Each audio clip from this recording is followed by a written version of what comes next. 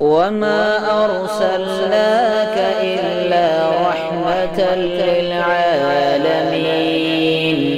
قل إنما يوحى إلي أنما إلهكم إله واحد فهل أنتم مسلمون۔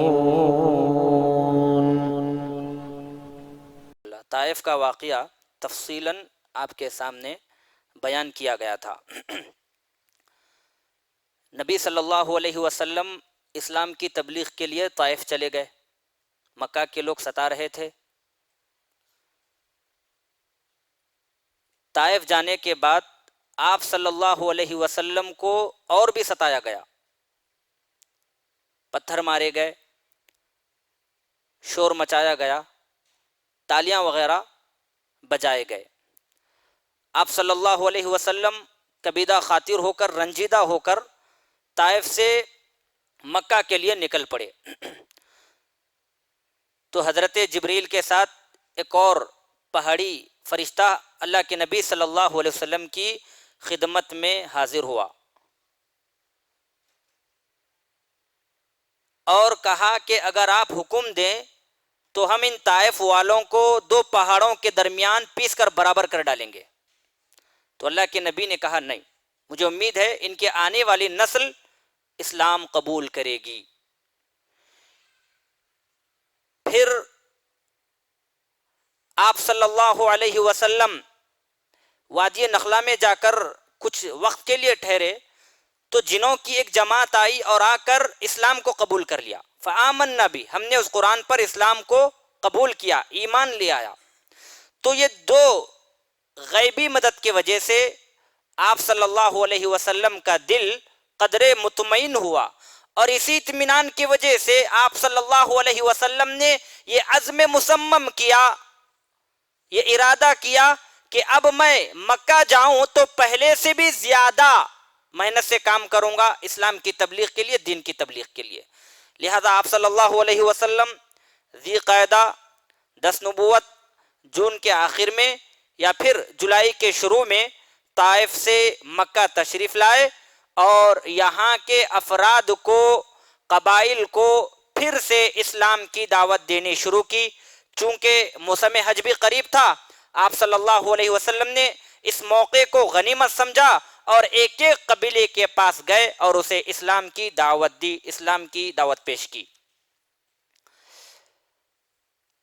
وہ قبائل طائف کے آنے کے بعد نبی صلی اللہ علیہ وسلم نے جنہیں اسلام کی دعوت دی، امام زہری رحمۃ اللہ علیہ کے قول کے مطابق جن قبائل کے پاس آپ صلی اللہ علیہ وسلم نے جا کر اسلام کی دعوت دی وہ یہ ہیں: بنو عامر بن صعصع، محارب بن خصفہ، فزارہ، غسان، مرہ، حنیفہ، سلیم، عبس، بنو نصر، بنو البکا، کلب، حارث بن کعب، عذرہ، حضارمہ۔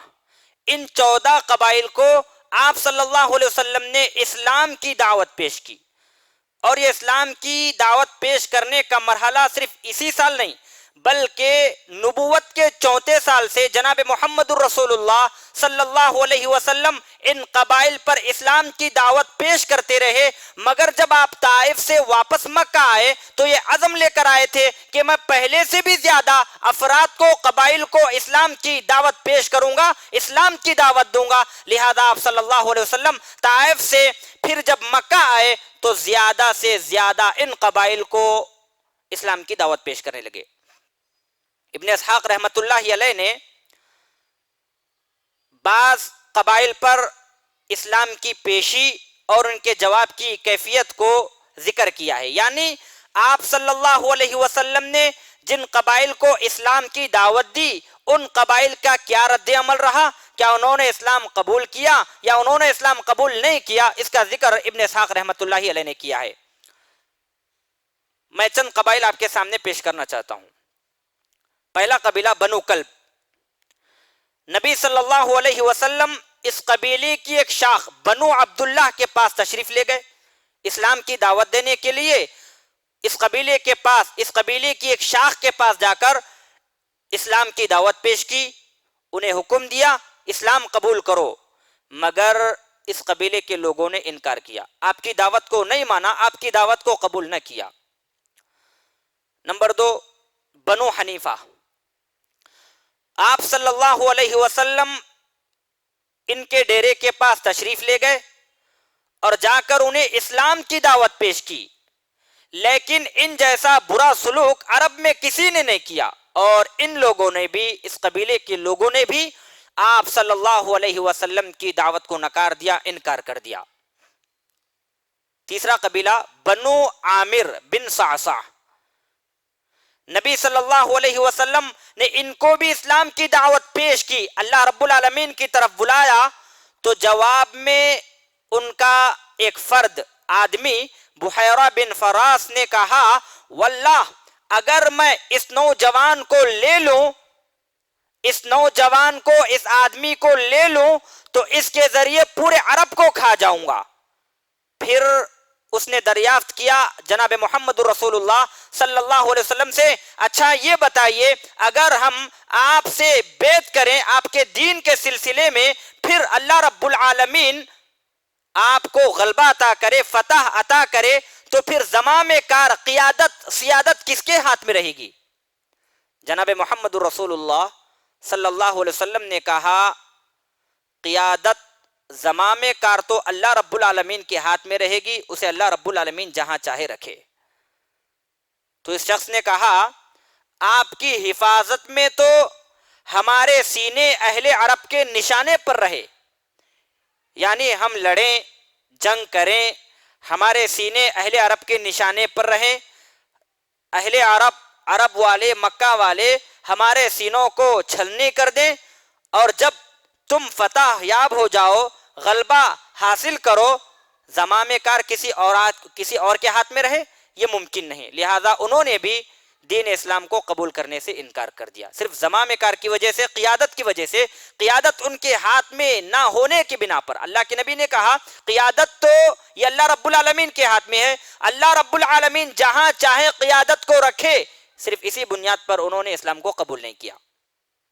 اس کے بعد قبیلہ بنو عامر واپس اپنے قبیلہ پہنچا۔ پہنچنے کے بعد ایک بوڑھا جو کبر سنی کی وجہ سے، بڑھاپے کی وجہ سے حج کے لیے مکہ نہ آ سکا تھا، اس کے سامنے سارا ماجرا سنایا اور کہا کہ بنو عبد المطلب کا ایک نوجوان، قریش کا ایک نوجوان ہمارے پاس آیا اور کہنے لگا کہ وہ اللہ تعالیٰ کا نبی ہے، اس نے ہمیں دعوت دی کہ اسلام کی طرف آؤ، اللہ رب العالمین کی طرف آؤ، لہذا ہم اس کی بات کو نہیں مانا، اس کی بات کو ٹھکرا دیا۔ یہ سن کر اس بوڑھے نے اپنے دونوں ہاتھوں کو سر پر رکھ کر سر تھام لیا اور کہا، اے بنو عامر، کیا اب اس کی تلافی کی کوئی سبیل ہے؟ اس ذات کی قسم جس کے ہاتھ میں فلاں کی جان ہے، کبھی کسی اسماعیلی نے جھوٹا دعویٰ نہیں کیا، کبھی نبی ہونے کا جھوٹا دعویٰ نہیں کیا، تمہیں کیا ہو گیا تھا؟ یہ بات حق ہے، تم نے کیوں اسلام کو قبول نہیں کیا؟ لہذا قبیلے بنو عامر نے بھی اسلام کو قبول نہیں کیا۔ نبی صلی اللہ علیہ وسلم یہ سوچ کر آئے تھے کہ پہلے سے بھی زیادہ اب میں قبائل والوں کو دعوت دوں گا، اسلام کی طرف بلاؤں گا۔ یہ تینوں قبیلے والوں نے اسلام کو قبول نہیں کیا، لیکن پھر بھی جناب محمد رسول اللہ صلی اللہ علیہ وسلم کے پائے سی بات میں ذرا سی بھی لغزش نہیں آئی۔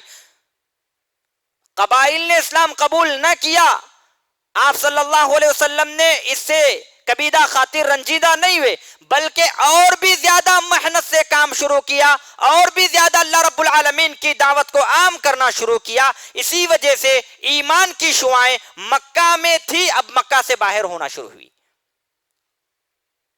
جیسے سوید بن صامت رضی اللہ تعالیٰ عنہ، جس طرح اللہ کے نبی نے قبیلوں کو دعوت و تبلیغ کی، اسی طرح آپ صلی اللہ علیہ وسلم نے شخصاً فردن بھی دعوت کا اہتمام کیا، دین کی دعوت دی۔ سوید بن صامت رضی اللہ تعالیٰ عنہ یہ شاعر تھے، یثرب کے باشندے تھے، ان کی فکری پختگی، شعر گوئی، حسب و نسب، شرف و نسب کی وجہ سے ان کی قوم نے انہیں کامل کا خطاب دے رکھا تھا، انہیں کامل کہا جاتا تھا۔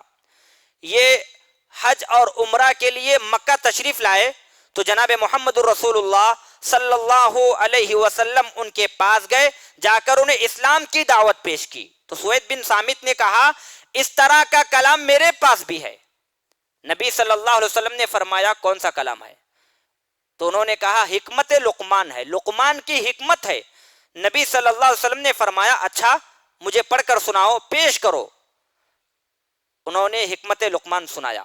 پھر نبی صلی اللہ علیہ وسلم نے کہا کہ آپ کے پاس جو موجود ہے میرے پاس اس سے بھی زیادہ اچھا کلام ہے، اور وہ قرآن مجید ہے جو اللہ رب العالمین نے مجھ پر نازل کیا ہے۔ سوید بن صامت نے کہا اچھا ٹھیک ہے سناؤ۔ جناب محمد رسول اللہ صلی اللہ علیہ وسلم نے قرآن پڑھ کر سنایا تو سوید بن صامت نے کہا یہ تو بڑا عمدہ کلام ہے، بہت اچھا کلام ہے، اور انہوں نے اسلام کو قبول کر لیا۔ قبائل والوں نے تو اسلام کو قبول نہیں کیا، لیکن مدینے کے ایک فرد سوید بن صامت رضی اللہ تعالیٰ نے اسلام قبول کیا، اور آپ کو ان کا اسلام قبول کرنے کا فائدہ نبی کے ہجرت کے وقت معلوم ہوگا انشاءاللہ۔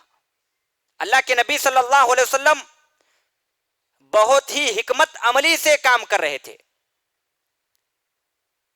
یثرب میں آپ صلی اللہ علیہ وسلم اسلام کے جال کو پھیلا رہے تھے تو یہاں سے کڑی شروع ہوئی۔ سوید بن صامت رضی اللہ تعالیٰ عنہ نے اسلام کو قبول کیا اور کہا کہ میں مدینہ جاؤں گا، مدینہ جا کر اسلام کی تبلیغ پیش کروں گا۔ اس کے بعد وہ مدینہ پلٹ کر گئے، ابھی مدینہ گئے ہی تھے جنگ بعاث چھڑ گئی اور اسی جنگ میں وہ انتقال کر گئے۔ دوسرے شخص ایاس بن معاذ ہے، یہ بھی یثرب کے، مدینے کا نام پہلے کیا تھا؟ یثرب تھا۔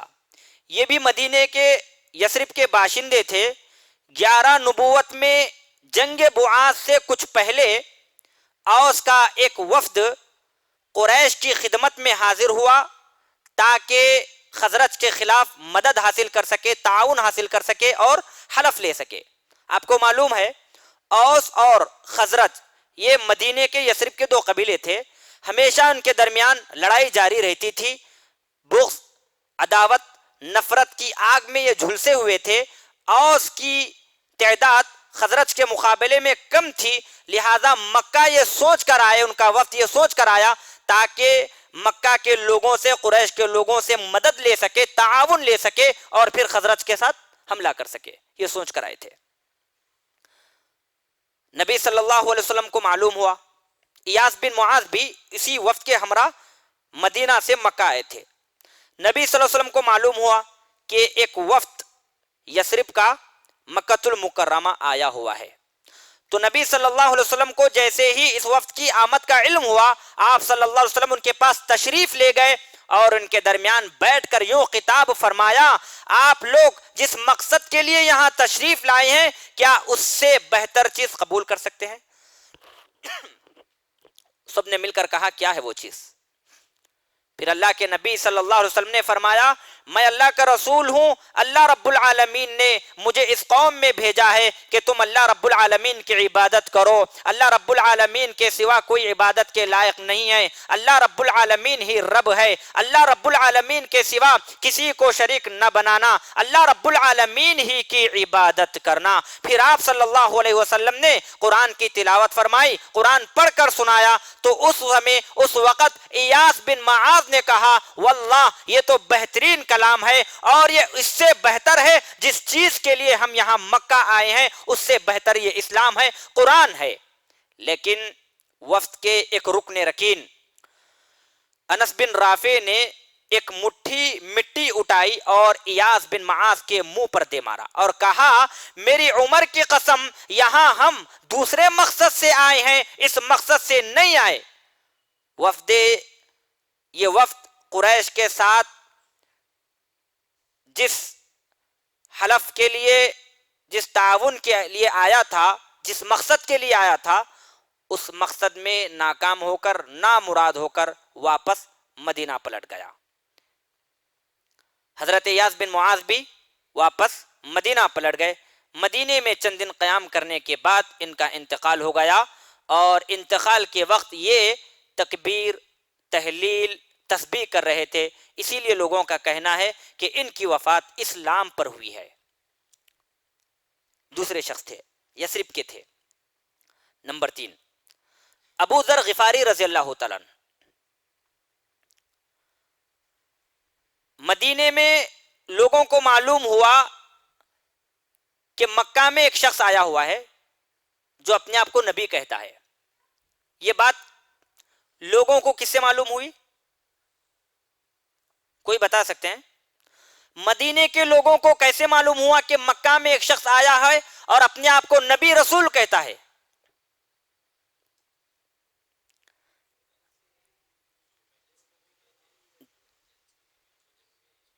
جی، زادک اللہ فی علمک و حرصک۔ ابھی ہم نے کہا اللہ کے نبی صلی اللہ علیہ وسلم کے پاس دو لوگ آئے، ایک ایاس بن معاذ اور ایک سوید بن سامت، یثرب کے تھے، مدینے کے تھے۔ نبی نے ان کے پاس اسلام کی دعوت پیش کی، انہوں نے اسلام قبول کیا۔ جب مدینہ آئے تو لوگوں کے ان کے ذریعے سے معلوم ہوا کہ کوئی مکہ میں نبی آیا ہے، اپنے آپ کو نبی کہتا ہے۔ یہ خبر ابو ذر غفاری رضی اللہ تعالیٰ عنہ کے بھی کان پڑی، تو انہوں نے سوچا کہ نبی صلی اللہ علیہ وسلم کے متعلق دریافت کروں، معلومات حاصل کروں۔ لہذا انہوں نے اپنے بھائی کو بلایا، کہا دیکھو مکہ میں ایک شخص آیا ہوا ہے جو اپنے آپ کو نبی کہتا ہے، اپنے آپ کو رسول کہتا ہے، اپنے آپ کو اللہ کا پیغمبر کہتا ہے، تم جاؤ اس شخص سے ملاقات کرو، اس سے گفتگو کرو، بات کرو، اور پھر وہ خبر میرے پاس لا کر پہنچاؤ۔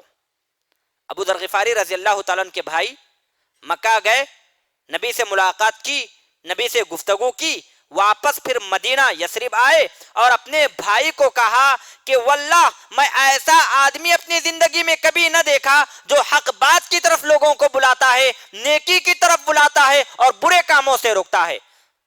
ابو ذر غفاری رضی اللہ تعالیٰ عنہ نے کہا تم نے تشفی بخش خبر نہیں لایا، مناسب خبر تم نے نہیں لائی۔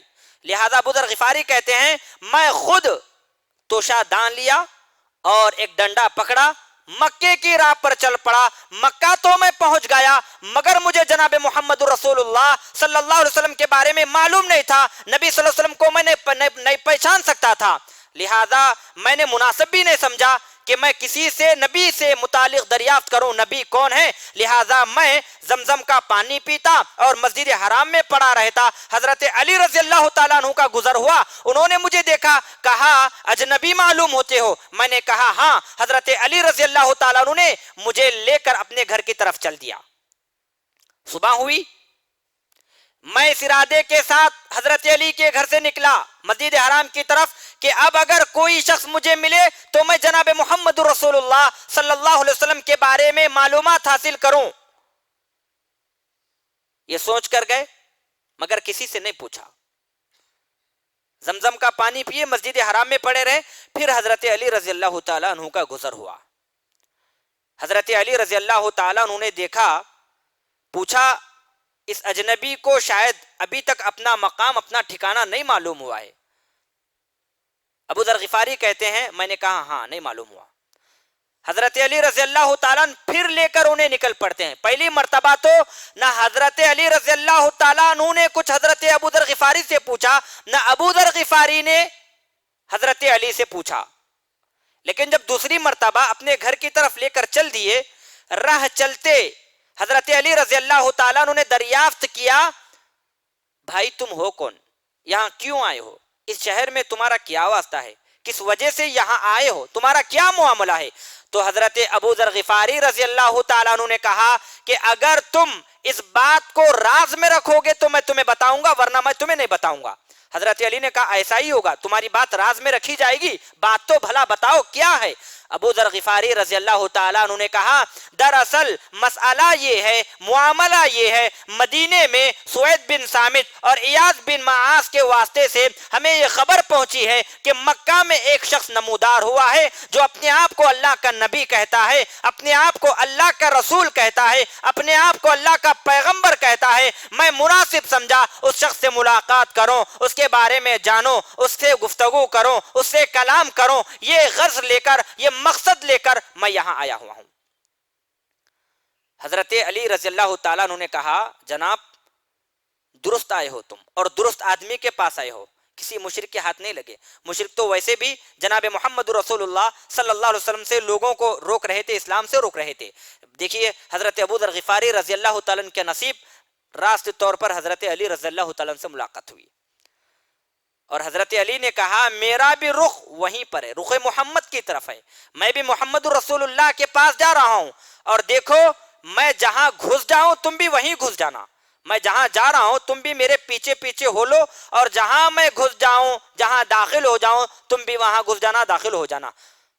حضرت علی رضی اللہ تعالیٰ نبی صلی اللہ علیہ وسلم پر داخل ہوئے تو ان کے پیچھے پیچھے حضرت ابو ذر غفاری بھی داخل ہو گئے. نبی صلی اللہ علیہ وسلم سے ملاقات ہوئی، علیک سلیک ہوا. پھر اس کے بعد حضرت ابو ذر غفاری رضی اللہ تعالیٰ عنہ نے کہا کہ آپ مجھے اسلام کی دعوت پیش کرو. نبی نے حضرت ابو ذر غفاری رضی اللہ تعالیٰ عنہ کے سامنے اسلام کی دعوت پیش کی، جس کی بدولت حضرت ابو ذر غفاری رضی اللہ تعالیٰ عنہ نے اسلام قبول کیا. تو نبی نے کہا کہ اے ابو ذر غفاری اس اسلام کو پس پردہ رکھنا، اس کو رازداری میں رکھنا، کسی کو نہیں بتانا. ابو ذر غفاری رضی اللہ تعالیٰ عنہ نے کہا نہیں، میں جاؤں گا قریش کے پاس اور بے بانگ دہل اعلان کروں گا، یہ عام کروں گا بات کہ میں نے اسلام قبول کیا. فرماتے ہیں میں مسجد حرام کے پاس گیا، مشرکین بھی وہاں موجود تھے. میں نے کہا اے قریش کے لوگوں میرے طرف متوجہ ہوئے. میں نے کہا اشہد ان لا الہ الا اللہ وحدہ لا شریک لہ واشہد ان محمدا عبدہ ورسولہ. یہ سننا تھا. مشرکین مکہ نے کہا اٹھو اس بے دین کی خبر لے لو. سب لوگ آئے اور حضرت ابو ذر غفاری رضی اللہ تعالیٰ عنہ پر ٹوٹ پڑے، ان پر حملہ شروع کیا، ان کو مارنا شروع کیا.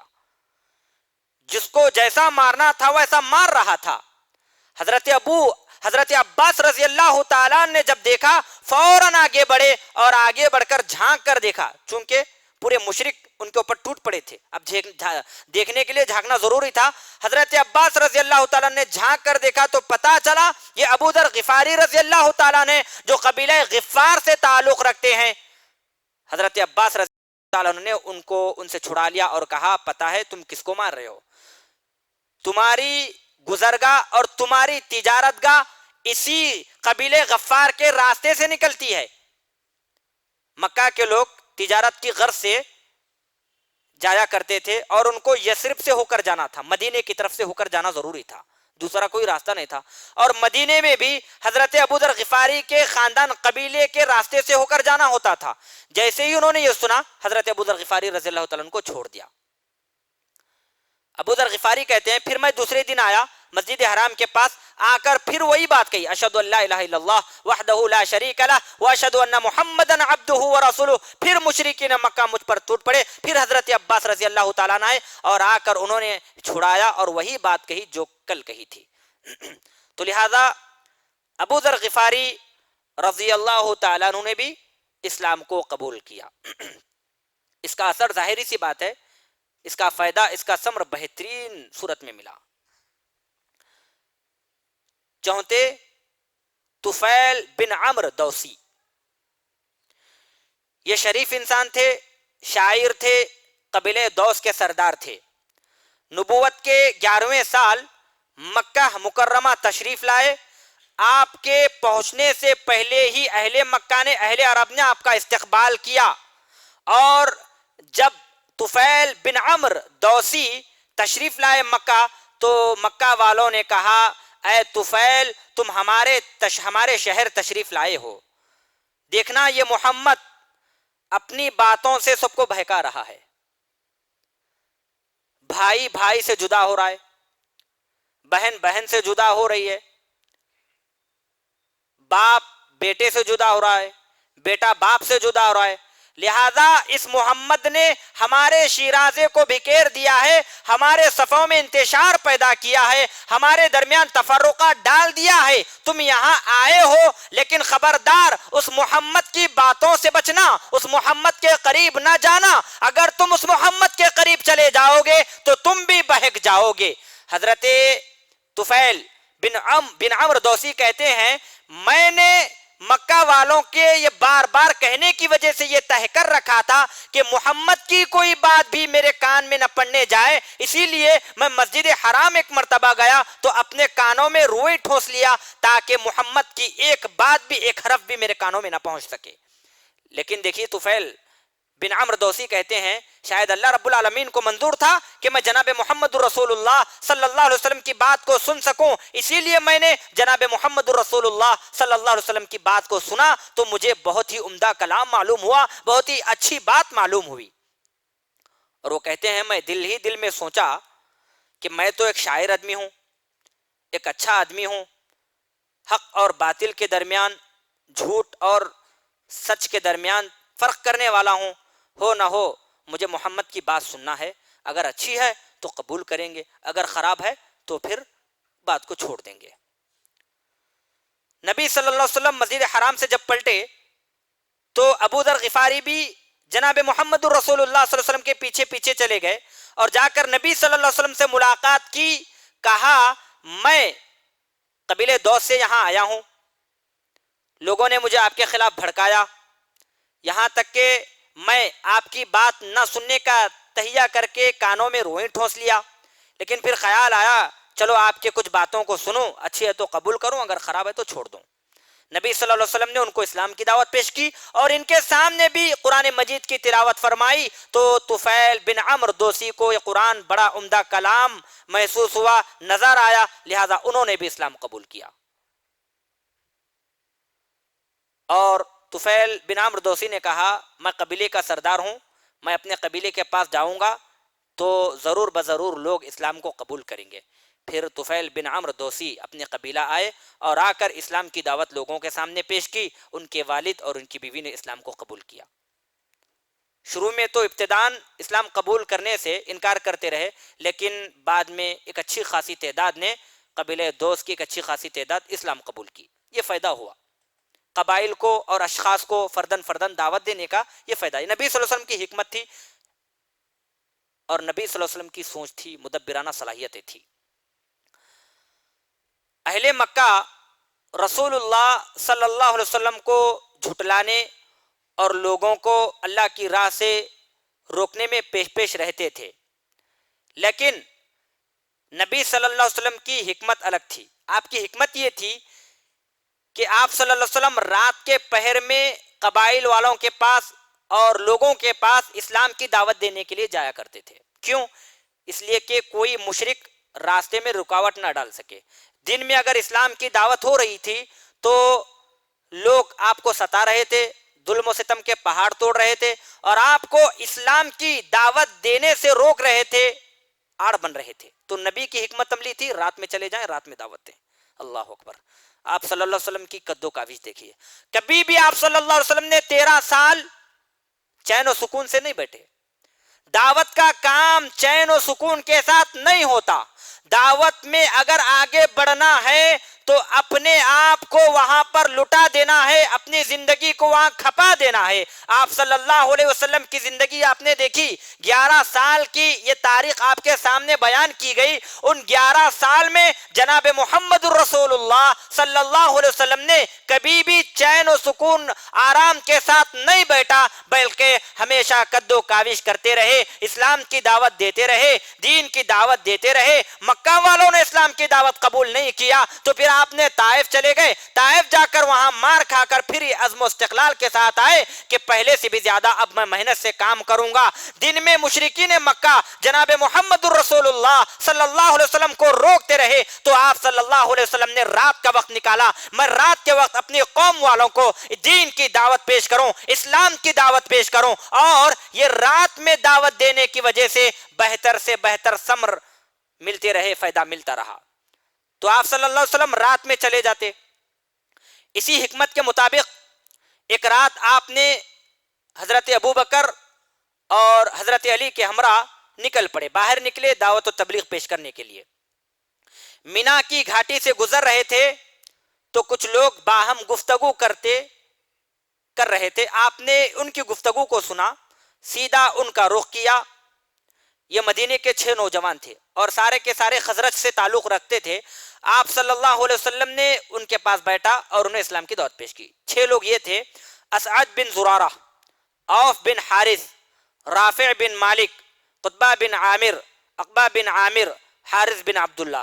ان 6 لوگوں کے پاس جناب محمد الرسول اللہ صلی اللہ علیہ وسلم رات کی تاریکی میں گئے اور جا کر انہیں اسلام کی دعوت پیش کی، اسلام قبول کرنے کے لیے کہا. تو ان لوگوں نے سوچا کہ چلو ہم اسلام قبول کریں گے. اور یہ تو اہل یثرب کی خوش قسمتی تھی. یہود مدینہ انہیں بتلایا کرتے تھے، مدینے کے یہود پہلے سے بتلایا کرتے تھے، ابھی اسلام آنے سے پہلے بتایا کرتے تھے کہ اس زمانے میں ایک نبی آنے والے ہیں، ہم ان کی معیت میں ان کے ساتھ مل کر تمہارے ساتھ قتال کریں گے، لڑیں گے، جنگ کریں گے اور تمہیں قوم عاد کی طرح تباہ و برباد کر دیں گے، صفحہ ہستی سے مٹا دیں گے. یہ بات سنا کرتے تھے مدینے کے لوگ، یثرب کے لوگ. نبی صلی اللہ علیہ وسلم ان کے پاس گئے، ان قبیلے والوں کے پاس، خزرج والوں کے پاس جا کر اسلام کی دعوت دی.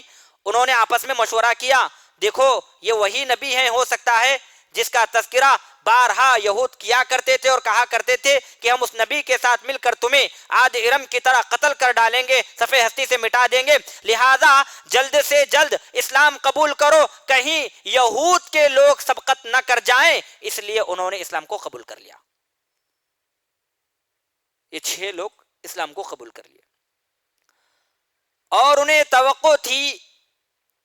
خزرج اور اوس میں مدینے میں خون ریز خوفناک معرکہ ہوتا رہتا تھا، لڑائی جاری رہتی تھی، سینکڑوں سال سے ان کی لڑائی جاری تھی. انہیں یہ توقع ہوئی کہ چلو ہم نبی کی بات کو لے جائیں گے، مدینے میں پھیلائیں گے، ہو سکتا ہے اس نبی کے ذریعے ہماری جنگ کا خاتمہ ہو جائے. اس توقع کے ساتھ یہ لوگ چلے گئے، مدینہ جا کر اسلام کی دعوت پیش کرتے رہے. انشاءاللہ ان کے اسلام لانے کے کیا کیا فائدے ہیں انشاءاللہ آگے دروس میں آپ کو پتا چلے گا. نبی صلی اللہ علیہ وسلم کی حکمت عملی کیسی حکمت عملی تھی، نبی صلی اللہ علیہ وسلم کی مدبرانہ تفکرانہ صلاحیتیں کیسی صلاحیتیں تھیں. انشاءاللہ یہ مختصر سا درس تھا. اللہ رب العالمین سے دعا ہے کہ اللہ تعالی ہم تمام کو جناب محمد الرسول اللہ صلی اللہ علیہ وسلم کی سیرت مطابق زندگی گزارنے کی توفیق عطا فرما. آمین. وآخر دعوانا ان الحمدللہ رب العالمین.